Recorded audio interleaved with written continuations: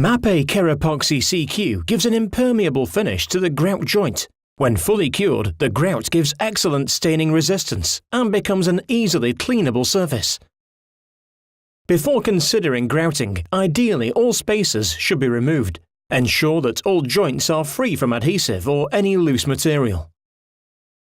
When applying grout to the walls, ensure that all areas are protected from spillage. Care must be taken to ensure that the material does not come in contact with any unintended surface. Protective gloves must be worn throughout the process.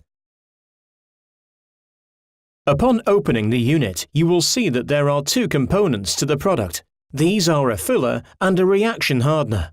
For best results, the unit should be mixed in its entirety. Part mixing can be done, but it is important to weigh out the materials and the required dosage using calibrated digital scales. The grout can be mixed in the tub it is supplied in. The component B, which is supplied in the smaller unit, should be applied to the part A using a spatula.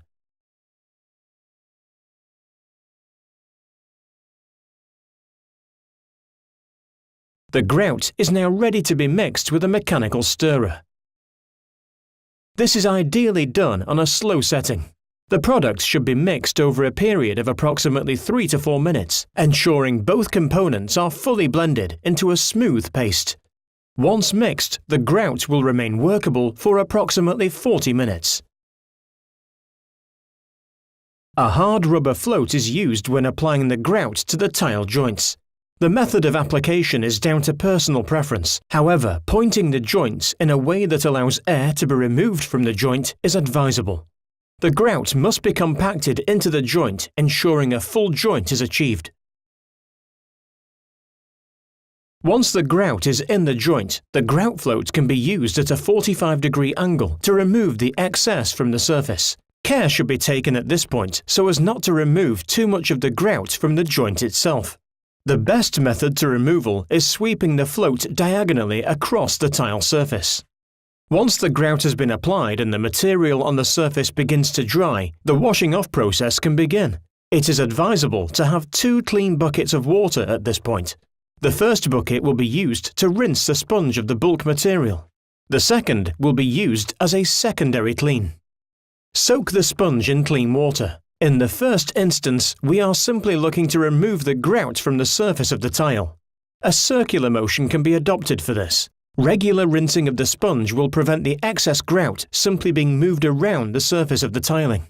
The internal corners and movement joints must be free from any grout material and can be cleaned out at this stage. If any pinholes or low spots have occurred, simply top these areas up with the grouting material and sponge off. When the excess grout has been removed, the secondary wash can take place. A diagonal movement, turning the sponge regularly, will remove the majority of the remaining residues. Although several washes have been carried out, a slight film may be left on the surface of the tile. The following day, the residue film may be removed using the MAPE Kerapoxy cleaner.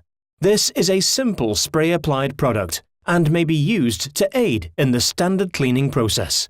To use the Kerapoxy cleaner spray, apply to the wall and leave to dwell for sufficient time to allow the cleaner to soften the surface material. A microfiber cloth can be used in a circular motion, buffing the tile surface to a clean finish.